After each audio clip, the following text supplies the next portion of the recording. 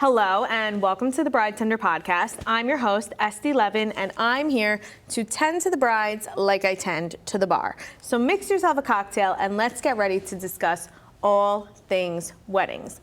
I'm here today with Julian Ribinik, and we are here to talk all about wedding photography for your big day, as well as all the things that Julian is up to, because he's like all over the map these days. You're at events, you're everywhere. You work with your wife, which I do want to like touch on too, because sometimes my husband works with me.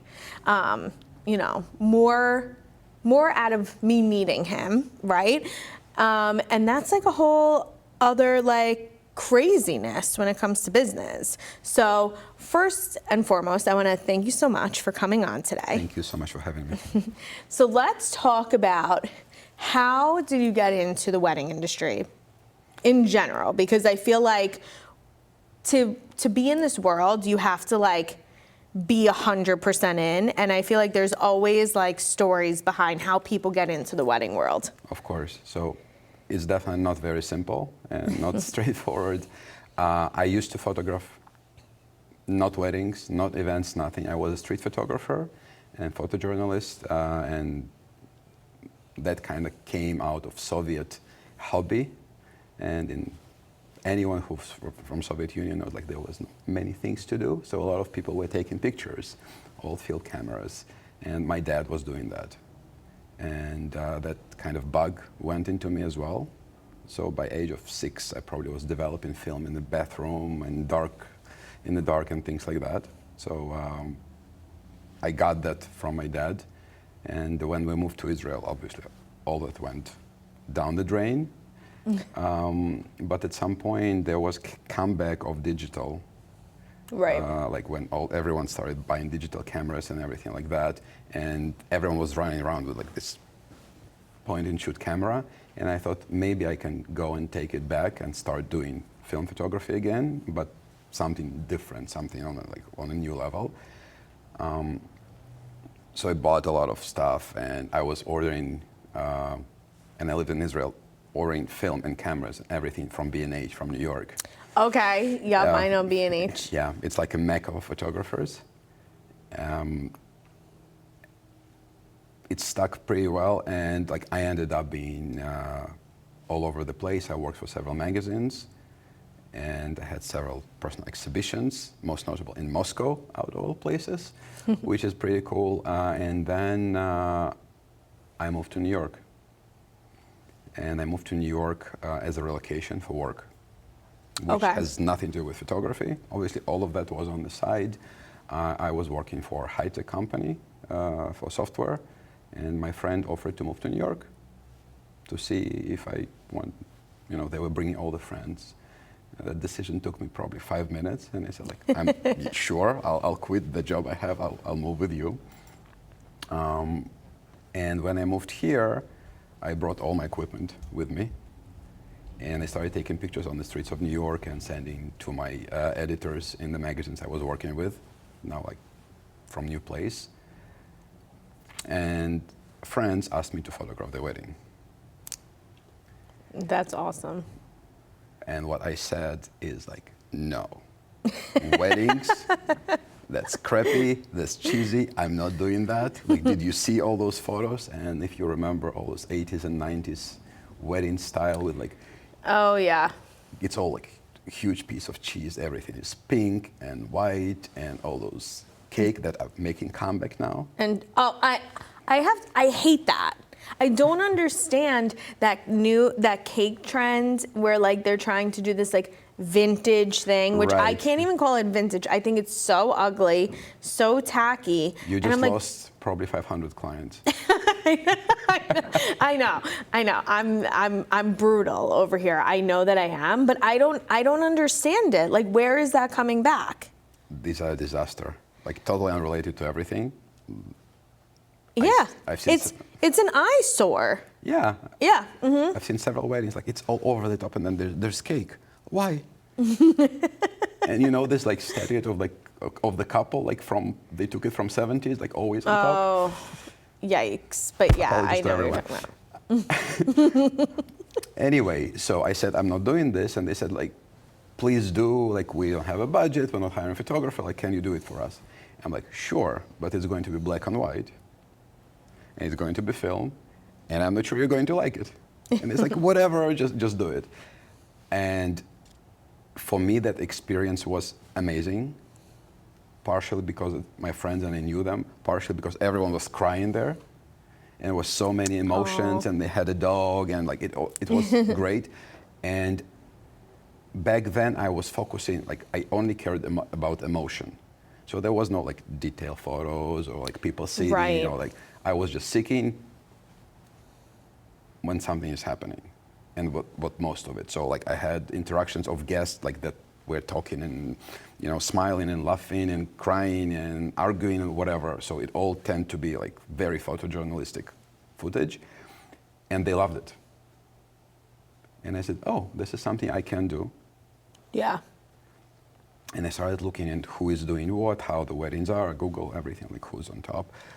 And I didn't see back then, and it was 2007, anything that was anything similar, like not talking black and white color, it was all like cheesy. Except of a couple of photographers like Ryan Brenizer and then someone else.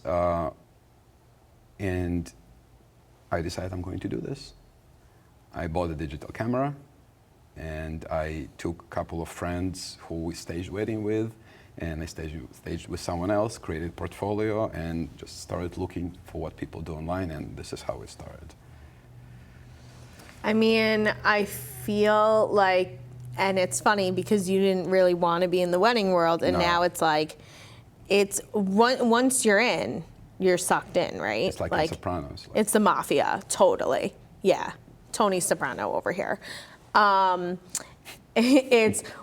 It's one of those things. I grew up always somewhat in the industry, and like I grew up doing like catering most of my life, and my mom thought I was gonna be like the queen of like bar and bat mitzvahs. Like that's what she like really thought was gonna be my strength. And the older I got, the more I was like, weddings are more it, because I also was reaching that point where I was like, I'm closer to the point of like age of getting married than I am of like bar bat mitzvah now. And so I relate more to like the clients who are getting married than I do like the bar mitzvah or sweet 16 age. May totally change again once I like have kids who are bar and bat mitzvah age, and then maybe I'll be like, oh, okay, I'm relating to these parents. Years. Yeah, in 13 years. We're only 13 years off now. But yeah, I just feel like when you're like working in weddings, like you're really getting to know those clients, and you probably, because you do engagement shoots and stuff like that, you're kind of working with them for a long time. You really get to kind of see them and get to know them as a couple. And it's almost like sad, like when the wedding is over, you're like, oh my God, like. Sometimes it is, but for years now, we have relationships that are getting along with almost every couple. So it's a wedding, and then they have a baby. And we'll talk about my wife, but she does their family photos, she does the pregnancy shots. So everything is mixed, and then they have first birthday, and now I started doing bat and bar mitzvahs of my wedding clients. So, which says I'm old. It's coming full circle. Yes, but we kind of made it staying in the family, and we love it. Yeah, which is really nice. I know, I said now I'm in the stage where a lot of my couples are like starting to have kids and things like that. And then it's like when they found out like I was pregnant, they were like, oh my God, we were like waiting to hear like news like this. And I was like, that's so sweet. Like you were thinking of me. Like, and it's nice because I'm seeing like clients who like not only like have one kid, now they're on their second kid, and I see the first birthdays go on, and it's exciting. And it's nice to kind of like still in a way like have that relationship. It's great, and there's a lot of referrals from past couples, so we see them at the weddings, and sometimes it goes on for years. Yeah. Yeah, especially because people like to do like yearly holiday photos and things like that. I'm already like gearing up for next year. I told my husband, me, him, the dog, and the baby, we're gonna be in like some sort of matching Hanukkah outfits. So, That's you know, great. yeah, I'm Love super excited. I'm sure my husband is like totally dreading this day, but it's happening. It's scary for guys. Sorry, guys. Yeah, he's like, he goes, what are we wearing that's Hanukkah gear? I go, oh, I'm gonna have us in all blue. The dog's gonna have a bow on. Like, it's gonna be a whole thing. He was like, okay, great. Can't wait. I just ordered the sweater, which is blue and says, Happy Hanukkah, bitches. Like that's, Well, that's the thing, because I feel like people get these awesome Christmas photos, and you know what? Like, I want to do it as big for Hanukkah. I want I want the big Hanukkah photo that I'm going to send out. Yeah, so I was like, we're totally doing it. I have like a year to prep, so I'm like, we got this. 100%. So tell me what it's like working with your wife. All right. It's a question I get a lot. And usually people suspect it's going to be something like, oh my God, it's horrible. So for us, it's amazing experience, and it's not because you're going to listen to this, right? She started photographing because of me. Yeah. So it wasn't like we met and we clash of cultures or something like this. I did my first luxury wedding back in the day in New York Palace Hotel, Nice. which wasn't Lotte back then. And she wanted to tag along to see that venue. Yeah. And she didn't know what to do altogether. But she needed to pose as a second shooter, so I gave her the camera and said, this is what you press, this is what it does. A couple of days of training, so maybe something comes out, so people what's in the back of your camera that you can show something. And we went there, and this is how it started. It was basically also start of her career as a boudoir photographer, because the bride basically just undressed and said, I want to do boudoir. And I'm like, oh my God, I don't know what to do with you. Never did it, not ready for this. I'm like, you do this. And she did. The bride was very happy. And that gave her idea of the business and everything like that. But we started this way, and it became a huge part of our life. Working from home together, she's editing, I'm talking to clients, and it became a business, and it became kind of spending talking about this for half a day or more. Yeah. And we always have something to discuss, and we never fight, basically about anything, but definitely not about business. Yeah. Because there's no relationship like you're the boss and I'm not the boss or anything like that. It's all very symbiotic. We have our own roles in it, and it really helps because when we go and do a wedding, no one needs to worry. Will things be done? Is everything going to be missed? Is anyone going not to do the job that they should? Which you might be worried if you have paid someone, then not feeling it. Yeah. It's her own thing, it's my own thing. And it was really good for our business because people see us as a couple, as a unit. And they don't want even oh, you're not coming with Eugenia or you're not coming with Julian. Why? Right? Because things can happen. Someone gets sick and things like that. Yeah. But we're being seen as a unit, as a duo, whatever, and it's very, very easy. Yeah. No, I understand that. When I was planning my wedding, now my husband doesn't work in this industry. He works in the construction industry and stuff. But I always kind of say when you work somewhat in real estate construction and you work in the event world, they kind of collide. People don't think that they would, but it's because when you walk into an empty space as somebody who's in the event industry, you can walk in and totally picture it. So my husband is very good like that. He really has like that imagination. I don't have to worry about like, will he be able to see the vision that I'm talking about? He will. Sometimes he'll see it better than me, to be honest. And when we were planning our wedding, I didn't think he would have as much like of wanting to be involved. And then he came with me to like every appointment. Like we went to the florist together and we went to the rental place together. And I always like laugh about this, but I was renting like flatware and chargers and linens and all that stuff. And I was gonna go with like the less expensive gold flatware, because at that point I was like, well, I just need it to be gold. And you know, at this point, like everything's adding up and getting crazy. Oh yeah. And so I brought him there, and at first, like his first thought was like, we're renting silverware when the venue has silverware. Like, I don't understand. It doesn't make any sense. Right. Like, to a guy, zero. Yeah, exactly. Then we go to the rental place and he goes, you can't go with that one. That one's not as nice as this one. We'll pay the extra money and go with the other one. And it was so funny because like the rental place, like somebody that I know, and she was like, I'm going to give it to you for the same price because I know like you guys really want it and whatever. And it was so funny. And my husband was like so excited. And I just didn't even think he would have an opinion like that. But it worked out in my favor, you know, so I can't really complain. So, so it's nice to be able to share in like these work experiences and things with your partner, because then they really understand what you're doing and like the vision that you're trying to create. 100%, and it also helps all the family dynamics. Yeah. A lot, because like if there's nothing to talk about, you can talk about work. That's right? true. Yeah. Instead of like sitting to the side and like getting mad for some reason. I also don't understand couples that like don't like to talk about work.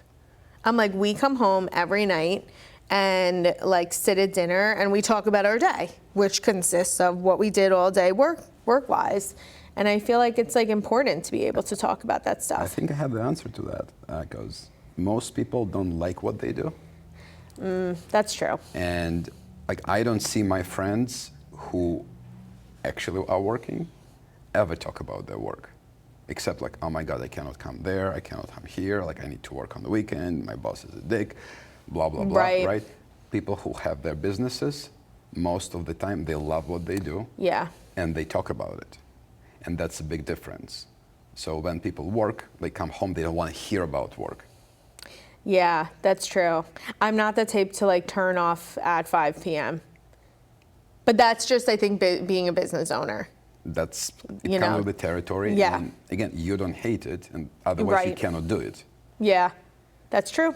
That's true. I didn't even think about that. It's all we talk about. Oh, like I talked to this bride, and it was so awesome, and like and remember we did this, and like now they called back, and look, like I'm editing this, like comes out so nicely, and she comes like I used this new lens, like this coming out amazing. So we talk about it all the time, and it's a part of life, and our kids growing with it.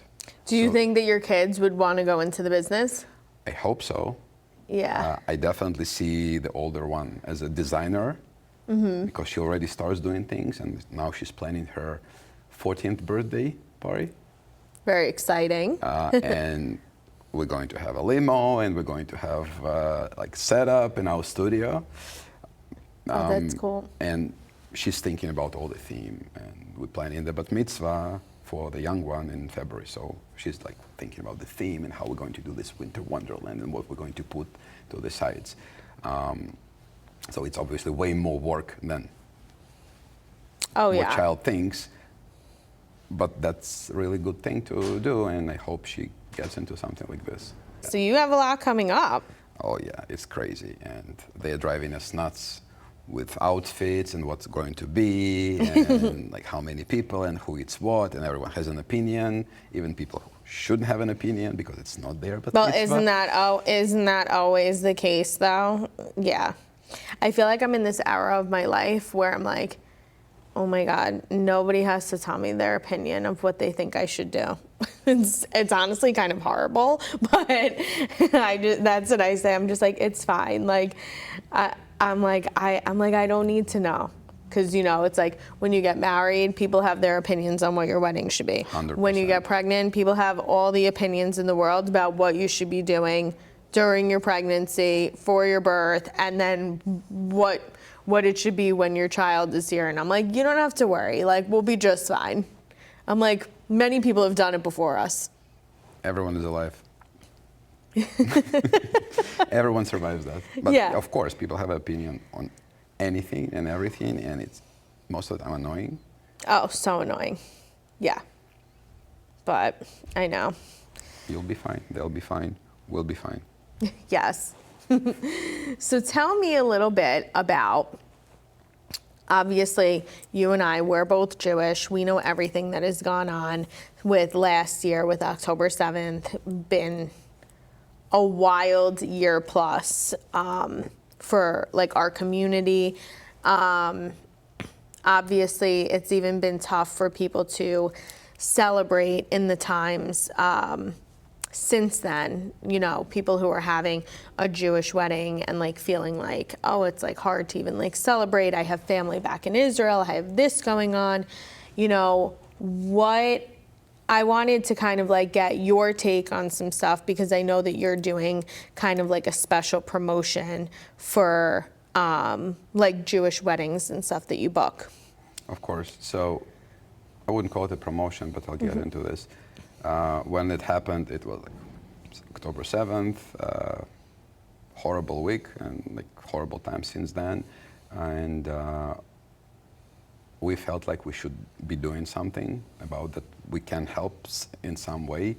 And at the least, I started offering every Jewish couple, by definition, when they like get on the call, I say like, you get engagement session from me, like on me as a present. And then later on, what we thought would be nice to donate, and it can be friends of IDF or anything like Atzalah. So we started offering couples. We're either going to donate all the proceeds to Wow. the organization of your choice that is related to helping Israel and army,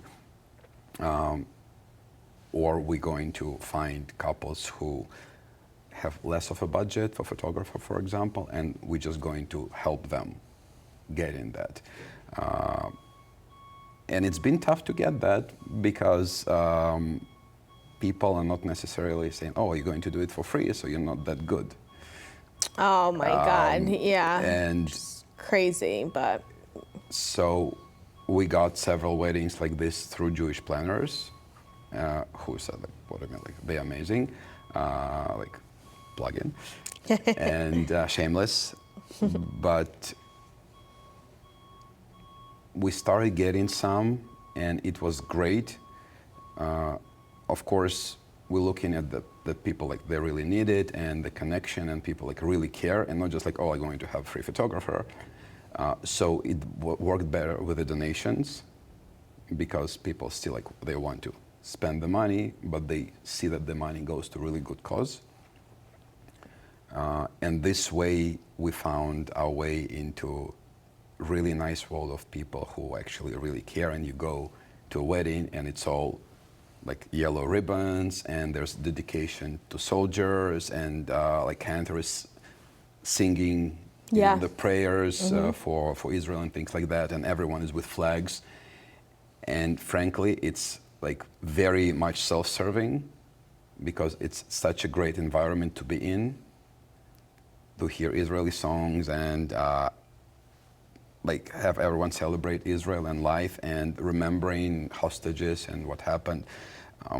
So it's kind of bad thing that brought a good thing, but we love doing this. And if everyone is looking to do a wedding and they need a photographer, we're happy to offer those things and donate the proceeds or help someone with the wedding. That would be great, and we enjoy it very much. I think you'll get a kick out of this story, which is, so you know that I'm Jewish, my husband is Jewish. We had a Jewish wedding, the whole 9 yards, like the rabbi, the cantor. And when we were meeting with the rabbi, he was like, yeah, no, like you really need the cantor because like we put on the best show. And I was like, Rabbi, I'm not trying to make it like that Jewish, you know? But somehow he talked me into getting the cantor, right? And then they have like the tradition of like the bride circles the groom like 7 times, right? And I was like, yeah, I'm so not doing that. And he goes, what if we settle at 3 times? Like he was like bargaining. He was bargaining with me. And then I was like, fine, 3 times, but that's it. And I like had said this thing to my family. I was like, I really don't want to do the hora. And of course my family was like, you have to do the hora. How do you not do it? And of course we did the hora. I was glad that I did.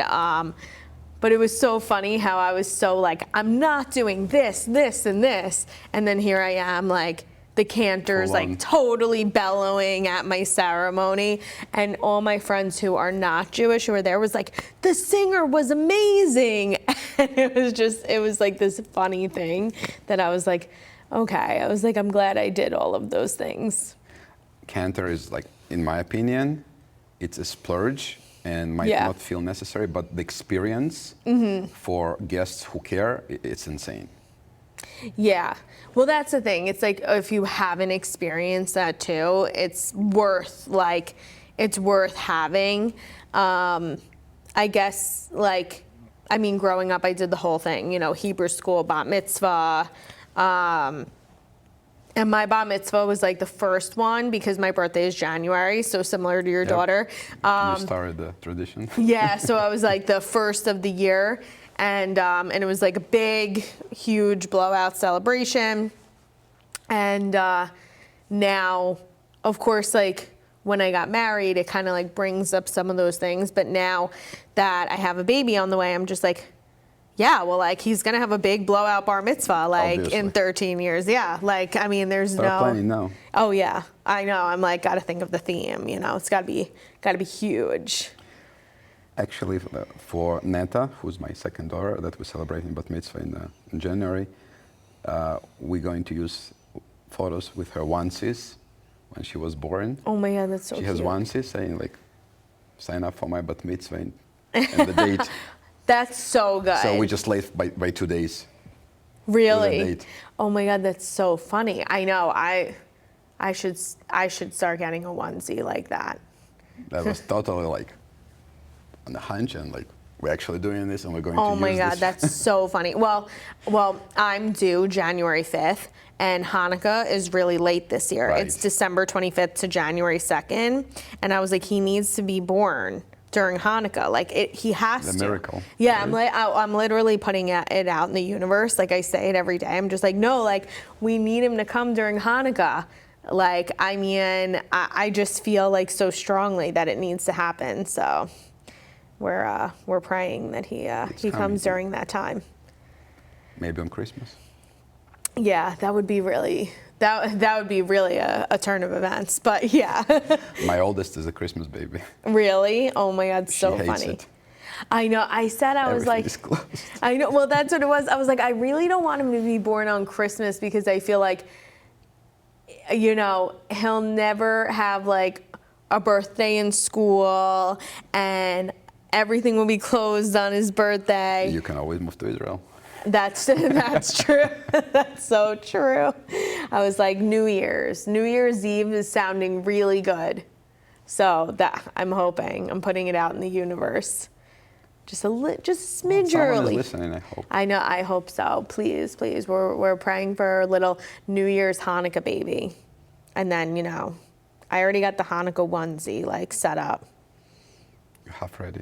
Yeah. Oh well, I go, if I don't get it, and then he's born during Hanukkah, I'm going to really regret that I didn't have it. And you're a planner. You can't fail there. Yeah, I was like, no, I had to get it. It was also such a good deal. $11, and then I had a $5 coupon. $6, he's getting the Hanukkah onesie. 10 of them. I was like, he's getting it. My husband was like, oh, that's a good deal. I was like, yeah. I go, he's getting it. He's getting those little pajamas with the dreidel on the butt. I go, and if he's born after Hanukkah, we'll still put him in them, but it won't be the same. It won't be the same. No one will know. No one will know. That's true. It's like wearing the Halloween pajamas like past Halloween. Well, you want to keep the. We just had Halloween party this weekend. You did? We did. Because everyone is busy and we brought everyone, and it was totally Halloweenish. That's cool. That is cool. So tell me, because you're like all over the map, I feel like now. You're at Party Slate, you're at WIPA, you're at this, you're at that. Like, does it slow down for you now that like the season is coming to an end, or you're like, I'm still going to everything, I'm doing everything? I think now even more, because when you have less work, you have all those events, and you have the time, because like no one actually ever has the time. Yeah. But I feel that it helps to connect to people who are in the same place. Yes. And like my friends are not in events. Yeah. So when I used to work in corporate, like I could discuss things that are work that I hate, but it's still like, oh, we're all in the same like soup. Now it's things that we care about, just like we sit here and talk about the industry. We can go and enjoy, and there's a lot of people that we work with that we see all the time, and it's really nice to spend time out of work-ish. Yeah. And just having good time. Yeah. And like in the industry, we see people party all the time and having fun, and we are working, and this is our fun time. Yeah. Which can't complain. The Monday started with 2 parties, and yesterday I was at WIPA event in Philly, and here we are today. Yeah. So that's great. So I think it's very valuable. It's a lot of fun. You connect into people who are like-minded. If you seek that, obviously, if you go and people go to events and just walk around like I'm here, I don't get anything out of it. You need to talk to people and make friends for real. Networking is really like the name of the game. You never know who one person could link you to. And I feel like being that like we live in basically like the greatest like state and city for this industry. 100%. It's a no-brainer to be able to go to things, and New York really produces like the best events, has the best vendors. No shade to anywhere else, but but it's true. I mean, we have so much to offer here. And like this is beautiful, and I love it. And some people say like it's like a mafia, and people are like, oh, like, there's a clique. But it's really about the person, and you can connect to anyone if you like want to. Yeah. And it's like in real life, like you're not getting friends out of anyone. You find people who are similar to you, and you get connected, and you become friends, and it becomes part of life. It does. And it's also, you really get to kind of like meet like your people, like who you really like to work with, who you do work with more often, because you're just like, hey, like we're on the same wavelength, we have the same kind of clientele. So I'm a big fan of like networking. I love going to things. You know, like I told you earlier, I have like, you know, the first bit of FOMO now, because at 8.5 months, I've had to slow down by hell or high water. But it's okay, because like I'll be back. It's not going to stop, and in a couple of months you'll be out there. Yeah, exactly. It's my nesting period right now, but Priorities, right? yep, it's a family priorities now. It's like sometimes you work and you cannot go. Now it's full-time work that because of it you cannot go. So it's going to be great. And yeah, no, all good things, all exciting things. So you have so much going on. Is there anything else that you think anybody should know that's listening to the podcast? I would plug in that my wife is a boudoir photographer, and she took that experience that she had on her first wedding, and she created a huge business out of it. And now she has her own studio in Brooklyn. She has clients flying in from all over the place. Like she's famous, like not like me. Who am I? And she used to be a sales manager in some company that we're not going to even discuss and it completely changed her life. And where I'm going with this is when people do something they don't like, there's always something they can find that will change your life and they will love it and enjoy it. They just need to look for that and not be like most people in the corporate world, like, oh, like I hate my life, I hate my boss, I hate my work, but it's all I can do. Yeah. So that would be call to action to many people who are listening and maybe they don't like what they do. You can find things that you can do. Also, fun fact that many people don't know about me, I'm also a nutritionist. Oh my God. And health coach. And that started because, people who remember me 10 years ago, I was like 3 times bigger. No way. Yeah, 90 pounds ago. Oh my God. Well, And that's awesome that you were able to change that, especially working in this world because our schedules are not conventional. No. And the food is horrible. Standing like 12, 14 hours. Yes. Wasn't fun at all. Like No. my legs were killing me and then you drive home and fall out of the car. Yeah. So I fixed all of that and that prompted me to start coaching. And now I have a lot of brides who go through my awesome. service of getting in shape and fixing health. And it's been really good. So this is another way I have people who, I spend maybe a year and a half with the bride and then I do the wedding. Yeah, and it's also you're teaching lifestyle hacks and tips that go well beyond a wedding. It goes for the rest of your life. 100%. And I'm not focusing on just weight loss, but I'm focusing on overall wellness and feeling good, having energy, sleeping well, not having high cholesterol and things like that. And recently I expanded this, so I built little wedding wellness society. And it's really because cool. all over the years, people saw what happened to me and what did you do? And this is this. And I helped another one, second one, third one, and now it's a little group. And it's pretty cool. That is very cool. Wow. So you're really taking the wedding world by storm. We got health and wellness. We got photography. There's nothing that you can't do over here. I can't plan. That's okay.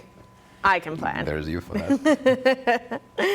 Well, first, I want to thank you for coming on the podcast. Absolutely. Because such a pleasure. It was amazing. And I want you to tell everybody where they can follow you, where they should look for any information and reach out to you. Absolutely. So it's very easy to find me if you can spell my last name. And you can find me on Instagram, obviously, Julian Ribinik Studios. And it's Ribinik, it's all I's. Julian Ribinik Weddings, the website. And same probably for Facebook, but no one goes on Facebook today. So Instagram and my website, you can find me. You can just Google Julian Ray something on Google, and that will come up. We are pretty much all over the place. So. Well, sounds good. Well, I'm looking forward to seeing all the content from your daughter's bat mitzvah. By the way, Me too. Because I need the inspiration for my sons in 13 years from now. He's not going to do Winter Wonderland.